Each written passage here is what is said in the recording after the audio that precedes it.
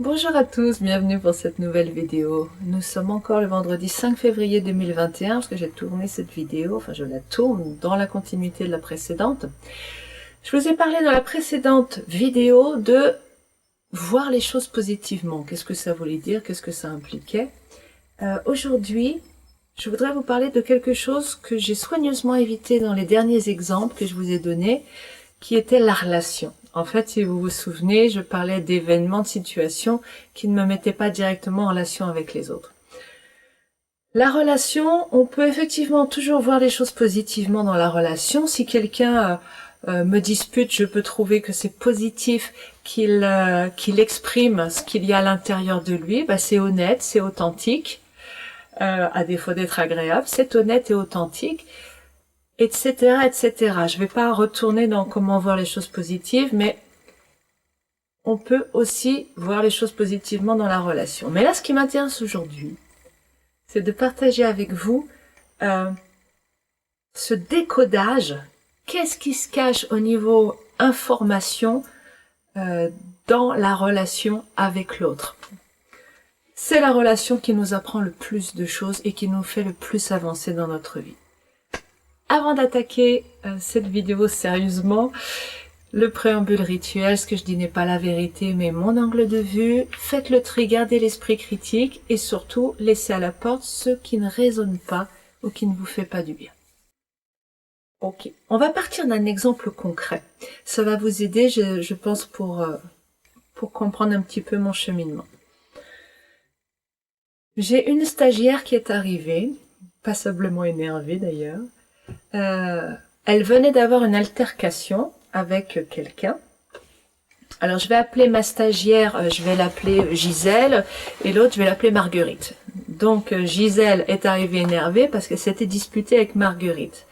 Parce que Marguerite voulait lui vendre une voiture, mais Gisèle elle voulait l'acheter, mais ça faisait déjà 3 semaines qu'elle attendait que Marguerite lui vende la voiture et Marguerite faisait traîner les choses. Ok.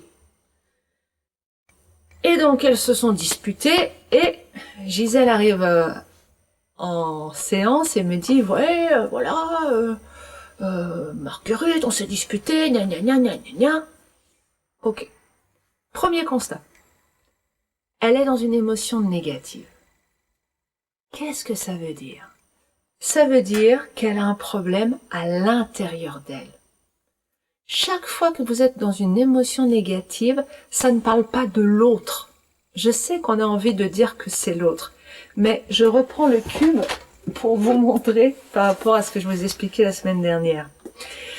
Quand je regarde, alors le cube, c'est ce qu'il y a en face de moi. Le cube a différentes facettes. Pour ceux qui prendraient les vidéos en cours de route, ils se demandent peut-être, sinon regardez la vidéo de la semaine dernière, la 153. Quand je regarde ce côté-là du cube, je vois négativement les choses, donc ça me procure des émotions négatives. Si au contraire je change et que je vais voir le cube qui ne bouge pas, qui est toujours le même, lui c'est un cube. Une situation, une information, une personne, c'est ce qu'il y a en face de moi. Mais si moi je change et que je vais voir le côté positif, je me sens beaucoup mieux. Donc Gisèle, qu'est-ce qu'elle me raconte quand elle commence à arriver avec les nerfs? Elle me dit, je suis là. Sur ce que je vois en face de moi, je choisis. Alors ce choix, quand c'est la négativité, est inconscient. Mais n'empêche qu'il y a une possibilité de faire autrement. C'est pour ça que j'appelle ça un choix. Donc elle est là. Ok? Donc si elle est là, eh ben ça fait mal. Ça fait mal, elle est pas bien. Et ça lui appartient. Parce que le cube a des bons côtés. La situation d'altercation avec Marguerite, c'est du passé. Ok. Maintenant, l'état dans lequel elle est maintenant, ça lui appartient parce qu'elle pourrait très bien choisir de rire en disant oh voilà, je me suis fritée avec Marguerite, oh là là, le ton a monté, dis donc, je me savais pas capable d'être comme ça, hein. Oh, c'est trop rigolo. Non. Elle n'est pas dans cet état-là. Ça veut donc dire qu'elle regarde les choses négativement. Ok. Première information. Et c'est valable pour toutes les situations identiques pour vous, hein. Émotion négative, vous regardez négativement la situation. Pourquoi Gisèle regarde négativement la situation? On commence à chercher quels sont les besoins qu'elle aurait eu dans cette situation, dans sa relation avec Marguerite, qui n'ont pas été nourris. Gisèle me dit, alors elle cherche, et Gisèle me dit, eh bien j'aurais eu besoin de respect. J'aurais eu besoin qu'elle me parle gentiment pour me dire les choses. Et j'aurais eu besoin qu'elle m'écoute. Ok. Constat. Quand vous êtes capable de nommer ces besoins, et c'est ce qu'a fait Gisèle, ça s'est posé, sa colère a fondu comme neige au soleil. Pourquoi? Parce que quand on est dans la colère là, on est nourri, poussé par notre gueule, notre négativité intérieure à être là. Et ça, c'est comme si on mettait les doigts, parce que ça nous fait du mal d'être là, c'est comme si on mettait les doigts sur une prise électrique, enfin sur un fil dénudé électrique, et qu'on est en train de s'électrocuter. Ok, c'est pas agréable. Quand je demande à Gisèle, en fait à l'intérieur, qu'est-ce qu'il y a derrière cette colère? Quel besoin? Tout d'un coup, elle n'est plus le doigt sur la prise, elle le retire pour aller voir à l'intérieur comment c'est. C'est une image, mais c'est cette idée que si je reviens à moi, je reviens à la réalité. D'ailleurs, on dit revenir à soi pour reprendre connaissance. Ces mots et ces expressions ne sont pas du tout le fruit du hasard. Revenir à moi, ça veut dire que quand j'étais pas à moi, c'était le gueux qui était là, qui prenait le contrôle et qui me mettait du côté négatif. Donc Gisèle est revenue à elle. Et là, comme elle n'est plus devant la face négative, elle peut commencer, voilà, elle a affaibli l'emprise de sa négativité, de son gueux, et elle peut commencer à avoir un libre arbitre, un choix, et à pouvoir changer de position. Et donc on continue le travail. Besoin de respect, revient à elle. Ah ouais, besoin d'écoute, besoin de respect. Ok. Et alors quel est ton problème, Gisèle? T'as besoin d'écoute et besoin de respect. Bah, elle m'a parlé comme à un chien, elle me respecte pas, elle m'écoute pas, je lui ai dit des trucs, elle m'a pas écouté. Ok. Donc elle a des besoins qui n'ont pas été nourris par Marguerite. Mais qu'est-ce qui la met en colère? Qu'est-ce qui la met en fait profondément dans la non-acceptation?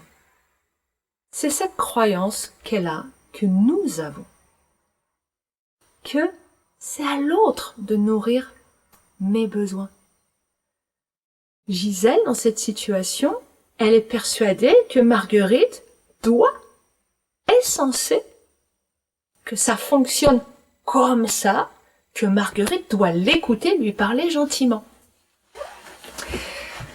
Je lui ai donné l'image de... elle se promène dans la rue. Elle tombe face à un berger allemand derrière une grille qui se met à aboyer furieusement sur elle. Je demande à Gisèle, mais est-ce que tu vas discuter avec le berger allemand pour essayer qu'il t'entende? Bah non, c'est un berger allemand. Oui, puis il est furieux en plus. Donc est-ce que tu vas rester à essayer de discuter? Bah non. Pourquoi? Bah parce qu'il est pas en état de... Enfin voilà, il est dans la colère, il m'écoutera pas. D'accord, tu le vois ça. Bah oui. Ok. Et donc qu'est-ce que tu fais quand tu es face à un berger allemand comme ça en colère? Bah je passe mon chemin, j'avance. Et tu te sens bien quand tu passes ton chemin et que t'avances? Bah oui. Et si tu restais à essayer de vouloir te faire entendre et prendre le dessus sur ce berger allemand qui crie et qui ne t'écoute pas, tu te sentirais comment? Bah pas bien, je serais énervée. Je serais énervée après lui parce que voilà. Il lui a fallu un temps pour prendre conscience que c'était une image, mais c'est exactement ce qu'elle venait de vivre avec Marguerite. C'est-à-dire que elle voulait que Marguerite, pour continuer l'analogie, elle voulait que Marguerite devienne un caniche, tout gentil, tout doux. Mais en face, elle avait un berger allemand et je ne suis pas en train très sérieusement, je ne suis pas en train de dire des propos méprisables sur Marguerite. C'est une analogie pour que vous compreniez, hein, bien sûr. Marguerite s'est conduite comme un berger allemand en colère. On va pas discuter avec un berger allemand en colère.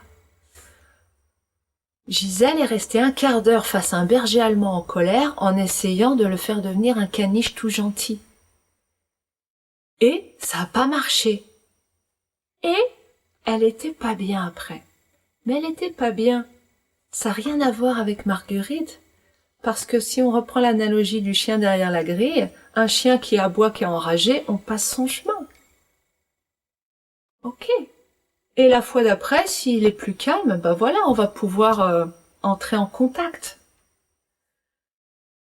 Face à un humain, quand il est dans un état, ce comportement-là, eh bien, à ce moment-là, c'est non, c'est pas possible. Qu'est-ce qu'elle voulait, Gisèle? Elle voulait du respect, de l'écoute. En croyant que c'était un chien enragé, toujours une image, un chien enragé qui allait lui donner du respect et de l'écoute. Comment elle peut se donner respect et écoute elle-même? De quoi elle a besoin là? Vais-je demander. Bah, j'aime pas qu'on me parle comme ça. Si j'en reviens à Marguerite, je n'aime pas qu'on me parle comme ça sur ce ton-là. Ok. En quoi t'es-tu respecté quand tu es resté 15 minutes à te faire insulter et à recevoir des propos violents? Est-ce que c'est respectueux pour toi? Non. Oui, mais j'avais envie qu'il m'écoute. Oui, tu voulais des choses. Tu voulais que le chien enragé soit un caniche. Mais est-ce que tu peux changer un chien enragé en caniche? Non. Visiblement non. Donc, est-ce que c'est Marguerite qui t'a manqué de respect ou c'est toi-même qui t'as manqué de respect en voulant qu'elle soit différente de ce qu'elle était? On va s'arrêter là sur l'exemple de Marguerite. Enfin, on va s'arrêter là. Non, on va aller plus loin, mais nos problèmes, nos difficultés relationnelles, il y a, je vais revenir en conclusion, je remettrai la clarté, mais ce problème de c'est à l'autre de s'occuper de moi et de fonctionner comme je voudrais qu'il fonctionne. Ça, c'est notre conditionnement, hein. Occupez-vous des autres, aimez-vous les uns les autres, bref, les autres, les autres, les autres. Donc après, forcément, si on veut être bien ici, on se dit ça doit passer par les autres. Et là est notre erreur, et là est à cause de beaucoup de souffrance. Je m'occupe de moi. Ça veut pas dire que j'aime pas les autres, mais ça veut dire que je suis en autonomie affective et énergétique. Je me gère. Et comme je me gère, l'autre se gère, et voilà, on est des gens autogérés qui sont plein de belles choses. Au lieu d'être dans ce monde un peu complexe quand même, hein, avec des choses pas très belles qui se côtoient et beaucoup de négativité. Ok. Quand Gisèle a compris tout ça, effectivement, sa colère a retombé complètement, puisqu'elle a pris conscience que, bah oui, en fait, elle avait un chien enragé devant elle, toujours une image, chien enragé devant elle, et c'est à elle qu'elle s'est fait du mal, puisqu'elle est restée face à cette violence. C'est donc elle la responsable de son mal-être, et non pas le chien enragé. Il est ce qu'il est. C'est un cube, il est neutre, le chien enragé. Il est, voilà, c'est ça. Ok. Et elle s'est mise devant ce côté-là du chien enragé, en disant, faut que tu sois gentil, faut que tu sois différent, je veux que tu sois différent, c'est pas normal, je suis pas contente. Alors que si elle était là, ok, une bonne occasion de tester ma patience, ou alors mes limites. Qu'est-ce que je fais? Qu'est-ce qui est en accord avec moi? Vous voyez que ça n'a rien à voir avec le cube, tout ça. C'est juste comment moi je me positionne par rapport au cube, c'est-à-dire par rapport à la situation. Une dernière chose dans le décodage d'une situation, c'est, on a vu quel besoin Gisèle avait, mais ce qui est aussi extrêmement important, c'est de voir quel besoin avait Marguerite. Parce que c'est un pôle que l'on oublie. Il faut commencer par mettre de la clarté en soi. C'est essentiel. Mais garder le lien avec l'humanité, c'est garder un cœur qui puisse être souple, vivant, qui n'est pas fermé parce que les autres c'est des salauds, parce que Marguerite elle m'a fait ça, et Jean-Paul m'a fait ça, et Lucien ça, et Jennifer m'a fait ça. Vous voyez ce que je veux dire? Ça peut vite se rigidifier, ça, ce cœur, et on se retrouve dans des vies tristes, fort tristes, et privées d'amour. Comment je peux garder, voilà, de la souplesse et de la joie? Ça veut pas dire que je suis d'accord avec le comportement, je dis bien le comportement de Marguerite. Mais ça veut dire comment je peux être en paix. Je vous rappelle que tout ça, c'est pas l'idée je laisse faire, c'est pas le laisser faire, c'est le lâcher prise. Marguerite, elle est comme ça. Elle me parle sur ce ton-là, elle n'écoute pas. Ok, c'est un chien enragé derrière une grille. Je discute pas avec un chien enragé. Mais ça veut pas dire que je suis d'accord. Donc, ça peut être une réponse plus appropriée que rester 15 minutes à vouloir la transformer en personne qui écoute et qui soit douce et gentille. Ça pourrait être tout simplement en restant bien en accord avec moi, donc bien dans l'écoute de mes besoins, respect, écoute, ok. Je sens que t'es pas en état de m'écouter, je reviendrai quand tu seras calme. Et le chien peut continuer à aboyer derrière, moi j'ai posé ce qui est ok pour moi, mes limites et la façon dont je veux fonctionner. Et tout ça, c'est très joyeux, vous voyez, ici. Ok, c'était un aparté. Je reviens à Marguerite. Quels sont les besoins que Marguerite peut avoir voilà, elle s'énerve auprès de Gisèle parce que Gisèle, finalement, veut plus acheter sa voiture. Pourquoi elle s'énerve? Peut-être qu'elle a besoin de fiabilité. Peut-être que quand Gisèle a dit « je t'achète la voiture », peut-être qu'elle a cru que c'était fait et qu'elle a déjà fait des dépenses et qu'elle se retrouve dans une situation compliquée. Peut-être qu'elle a ce besoin-là de fiabilité.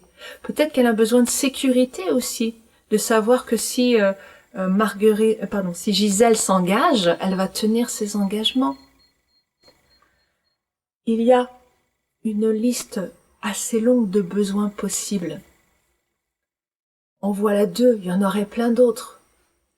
Mais quand on entend que Gisèle, en fait, derrière sa colère, qu'est-ce qu'il y a comme besoin chez elle? Fiabilité et sécurité. Comment c'est chez Gisèle? Il y a de la compréhension qui se fait jour. Oui, je comprends que si elle est dans ces besoins-là, je comprends que ça la mette dans une émotion d'entendre que je ne veux plus acheter la voiture. Oui, ça a du sens pour moi. Quand ça a du sens, quand vous arrivez à comprendre un peu ce qui se passe chez l'autre, il y a quelque chose ici qui est chaud. Ça veut pas dire qu'on aime l'autre qui nous a insultés, c'est pas du tout le propos. Il s'agit toujours pas de l'autre en réalité, il s'agit de moi. Comment je me sens quand je rentre dans la compréhension et l'acceptation de... Oui, je peux comprendre que ça se passe comme ça. Je ne l'accepte pas, je ne veux pas que ça se reproduise, mais je peux le comprendre. Ici, dans votre chakra du cœur, il y a quelque chose qui reste ouvert et qui reste souple. Et c'est à vous que vous faites du bien. Il ne s'agit jamais de l'autre, il s'agit toujours de votre rapport au monde. Je vois que ça fait déjà 19 minutes, donc je vais conclure. Émotion négative, pour résumer un peu tout ce que j'ai dit. Quand j'ai une émotion négative, ça me parle pas de l'autre, ça me parle de moi. Je suis en train de voir les choses négativement. Et pourquoi je vois les choses négativement? Eh bien, la plupart du temps, c'est parce que, c'est même, je dirais presque 100%, c'est parce que je crois que ça devrait se passer différemment. Et donc, si je creuse un peu, ça doit se passer différemment, c'est-à-dire que j'ai des besoins, lesquels, c'est à moi de le trouver. Ces besoins-là, j'ai cru que c'était à l'autre de les nourrir. Comment, moi, je peux nourrir ces besoins? En faisant cette approche-là, vous allez vite voir qu'il n'y a plus de problème, parce que c'est pas avec l'autre le problème. C'est avec votre mental. Ça devrait être autrement. Pouf, vous rentrez en guerre, vous êtes du côté négatif. Si vous êtes dans « Ok, c'est comme ça. Bon. » Et je reviens ici. comment je m'occupe de moi, comment je me fais du bien. Je dis non au comportement de Marguerite. Marguerite, tu es trop énervée, je ne te parle pas, on se reverra plus tard. Parce que je ne fonctionne pas avec quelqu'un qui me parle sur ce ton-là. Moi, je me respecte, moi, je m'écoute. Vous voyez? C'est revenu vers moi. Mais c'est tout un travail parce que nous ne sommes pas habitués à cela. J'ai essayé de faire le plus court possible, mais il y a beaucoup à dire, donc n'hésitez pas, ça pourrait être intéressant si vous le souhaitez, de partager d'autres situations, quelles qu'elles soient, et de faire un exemple de ce travail-là sur vos situations si vous avez envie de les partager. Laissez aussi tous les commentaires que vous souhaitez pour dire comment vous avez ressenti cela. Et puis je vous souhaite une très belle semaine et je vous dis à la semaine prochaine. Et il est possible que je retourne encore une vidéo dans la foulée. Donc je suis en forme. Bonne semaine à vous. À bientôt.